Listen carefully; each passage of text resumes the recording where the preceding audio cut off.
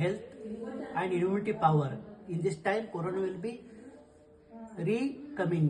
In this time, this honey will be main important is the immunity power. So this product will be healthy to health.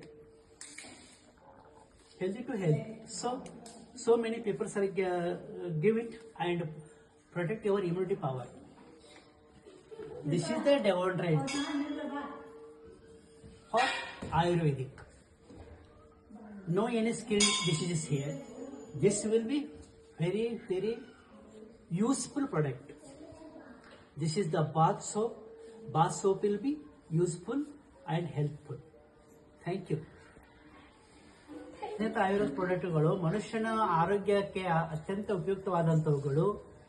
ಇದು ಪರದೇಶದಿಂದ ಬಂದಿದ್ದರೂ ಸಹ ನಮ್ಮ ದೇಶದ ಅನ್ನುವಷ್ಟು fulfil ಆಗಿದ್ದಾವೆ ಹಾಗೂ ಆರೋಗ್ಯಕ್ಕೆ ಅತ್ಯಂತ ಸಮೀಪುಳ್ಳದಾಗಿದ್ದಾವೆ. ಇವನ್ನೆಲ್ಲ ಉಪಯೋಗಿಸಿ ತಾವೆಲ್ಲ ಆರೋಗ್ಯವಂತರಾಗಿ ಅಂತ ನಾವು ಅಭಿಪ್ರಾಯ ಪಡುತ್ತೇವೆ.